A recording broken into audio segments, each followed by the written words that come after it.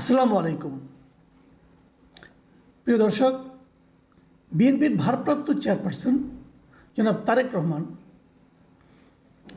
সোনাগাজী সরকারি সাবের model pilot উচ্চ বিদ্যালয় মাঠের এক জনসভায় আজকে ভার্চুয়ালি যুক্ত হয়েছিলেন।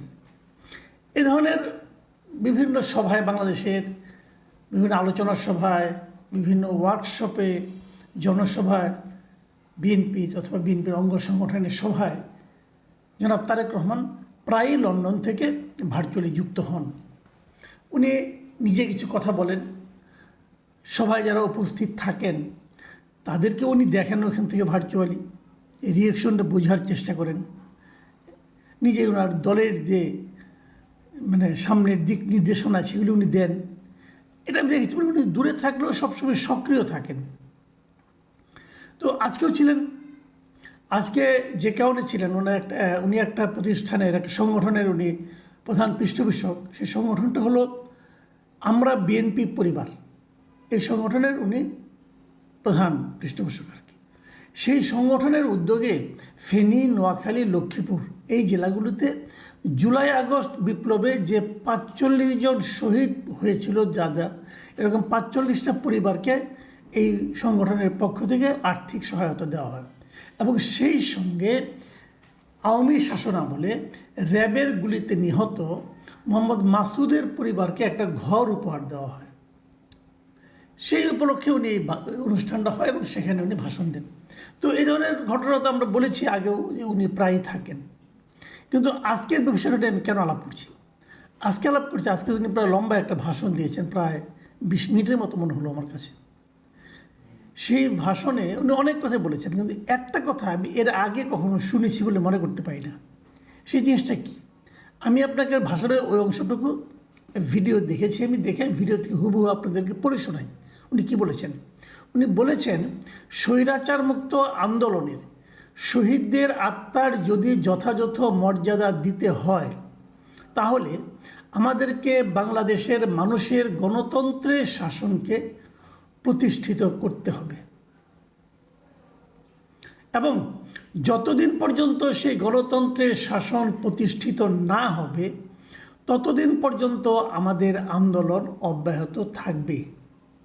খেয়াল করুন, আমি ওনার বক্তব্য যখন শুনি আমি কিন্তু খুব খেয়াল করে দেখি যে অনেক সময় হয় না যে মেঠো বক্তৃতায় অনেক এমন কথা বলে ফেলেন যেগুলো নাকি মনে করেন নিয়ন্ত্রণহীন কথাবার্তা। অনেক সময় বলে লোকে যে এটা তো স্পন্টেনিয়াস বলেছি, এর মধ্যে অনেকগুলি মাঠের বক্তৃতা, রাজনীতির কথা, এগুলি সিরিয়াসলি না নিলেও হয়, এরকম। বাট আমি খেয়াল করেছি উনি যখন বক্তৃতা দেন উনি খুব মেপে কথা বলেন এবং এক ধরনের পরিমিতি বোধ ওনার মধ্যে আছে। এবং উনি ফাউল কথা বলেনি না একদম, বলতে গেলে আমি অন্ততপক্ষে শুনিনি। তো উনি খুবই ঠান্ডা মাথার হিসেব নিকেশ করেই বক্তৃতা দেন বলে আমি অন্ততপক্ষে গত কয়েক মাসের বক্তৃতা আমি খুব মন দিয়ে ফলো করছি। উনি বলেন, ভালো বলেন, কোনো সন্দেহ নেই। তো এই জন্যই ওনার এই যে দুটো বাক্যকে আমি প্রতিটা ওয়ার্ডে খুব সিরিয়াসলি নিয়েছি। আমি আপনাদেরকে আবার বলি, তাহলে আপনারা ব্যাখ্যাটা আমার সঙ্গে হয়তো ফলো করতে পারবেন। তিনি বলেছেন যে কী করতে হবে, বাংলাদেশের মানুষের গণতন্ত্রের শাসনকে প্রতিষ্ঠিত করতে হবে। বাংলাদেশের মানুষের গণতন্ত্রের শাসন। মানুষের গণতন্ত্রের শাসন জিনিসটা কি? এটা হলো সেই গণতন্ত্রের শাসন যা নাকি সাধারণ মানুষ কায়েম করে। এটা কীভাবে কায়েম করে? ভোটের মাধ্যমে কায়েম করে। প্রত্যেকটা ওয়ার্ড উনি হিসেব করে বলেছেন, এটা আমার ধারণা। তারপরে উনি আবার বলেছেন, কি বলেছেন? যতদিন পর্যন্ত সেই গণতন্ত্রের শাসন প্রতিষ্ঠিত না হবে,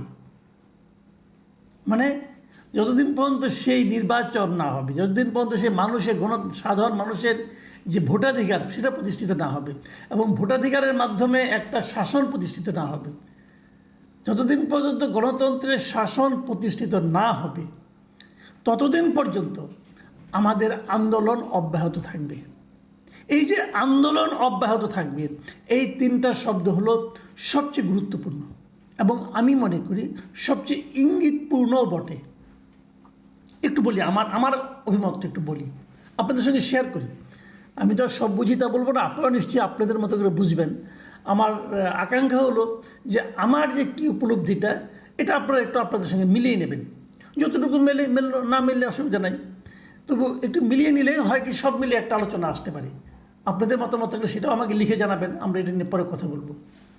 এই যে তিনটা শব্দের কথা বললাম যে আন্দোলন অব্যাহত থাকবে, আন্দোলনটা কার বিরুদ্ধে, আন্দোলনটা কাদেরকে নিয়ে? হ্যাঁ, এটা বোঝা যায় যে আন্দোলনটা জনগণকে নিয়ে। আন্দোলনটা কার বিরুদ্ধে, অথবা এই সময়ে আন্দোলনটা করতে হচ্ছে কেন? এখন যে সরকারটা আমাদের রাষ্ট্র পরিচালনার দায়িত্ব নিয়েছে, ডক্টর ইউনূসের সরকার, সেই সরকারকে তো বিএনপি মোটামুটি নিঃশর্তভাবে সমর্থন দিয়েছে, এখনও দিচ্ছে। তারা এখনও বলে এই সরকারকে আমরা সমর্থন দিই, এখনও বলে। কিন্তু তাহলে আন্দোলন কেন? যদি আপনি সরকারকে সমর্থন দেন, তাহলে তো সরকারই তো আপনার যে চাহিদা, আপনার দলের যে চাহিদা, আপনার দল যে চাহিদাটাকে জনগণের চাহিদা মনে করে, সেই যে চাহিদা, সেই চাহিদা তো এই সরকারের উপলব্ধি করার কথা। তাহলে আন্দোলন করতে হচ্ছে কেন? তাহলে কি বিএনপি মনে করছে যে এই সরকার এখন আর তার দলের চাহিদাকে মূল্যায়ন করছে না? তাহলে কি বিএনপি ভাবছে এদেশের জনগণ যা চায় সেই জিনিসটা এই সরকার আর সেভাবে মূল্যায়ন করছে না, অথবা সরকার উপলব্ধি করতে পারছে না, অথবা সরকার সেটাকে অনার করছে না? কোনটা? যে কোনো একটা হতে পারে। আমি আপনাদের আরেকটা জিনিস মনে করে দিই। তারেক রহমান সাহেব এই কথাটা কবে বললেন? দেখুন, গত কয়েকদিন ধরে আমরা দেখে আসছি যে ছাত্ররা একটা রাজনৈতিক দল করবে। এটা মোটামুটি আমরা কিন্তু বিভিন্নভাবে বুঝতেই পারছি, ওরাও ঘোষণা দিয়েছে, এবং সেটা হবে ফেব্রুয়ারির মাঝামাঝি, ফেব্রুয়ারির দ্বিতীয় সপ্তাহে। আজকে 5 তারিখ ফেব্রুয়ারি, মানে ফেব্রুয়ারির প্রথম সপ্তাহে আমরা শেষ দিকে আছি। আর দুদিন পর প্রথম সপ্তাহ শেষ হবে, তারপর দ্বিতীয় সপ্তাহ শুরু হবে, 15 তারিখ পর্যন্ত দ্বিতীয় সপ্তাহ চলবে।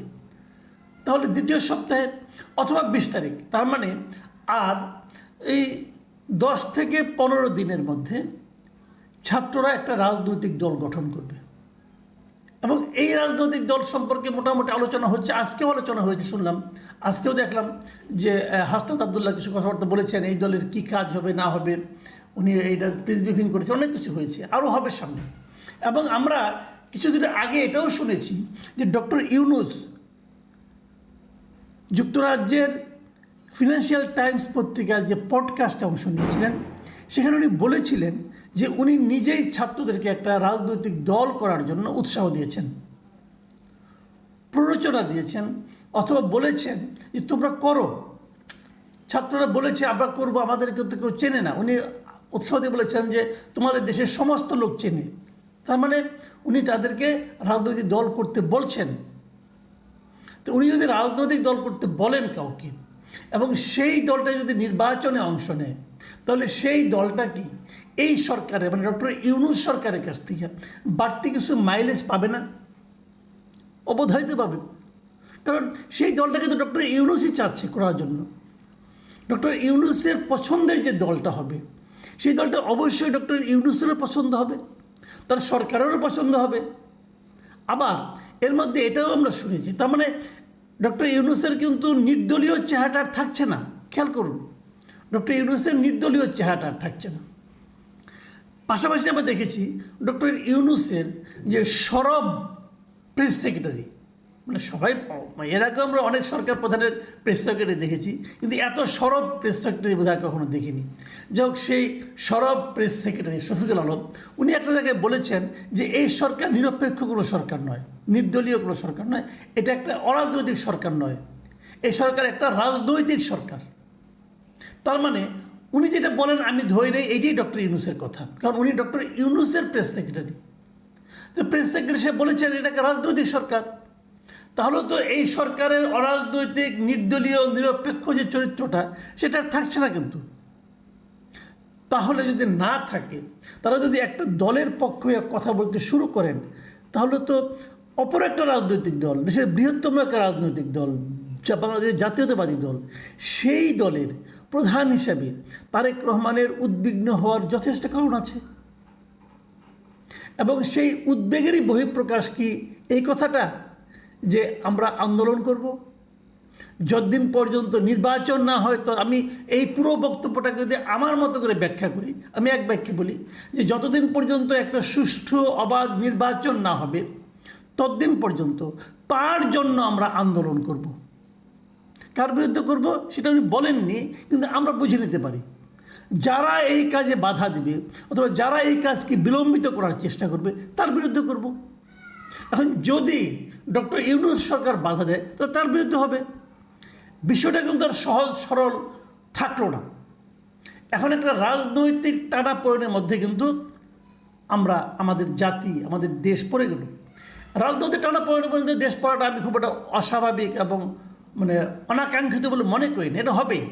আর একটা নির্বাচন যখন সামনে ঘনিয়ে আসবে, রাজনৈতিক দলগুলো যার যার মতো করে অগ্রসর হবে, এটার মধ্যে কিন্তু অস্বাভাবিক কিছু নয়।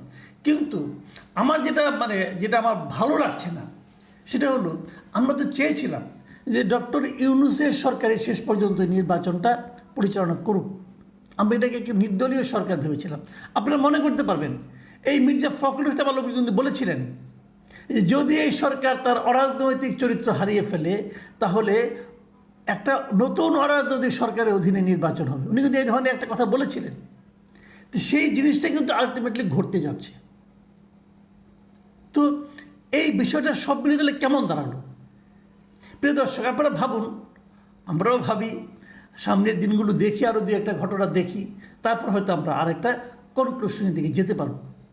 আপাতত এ পর্যন্তই। আল্লাহ হাফেজ।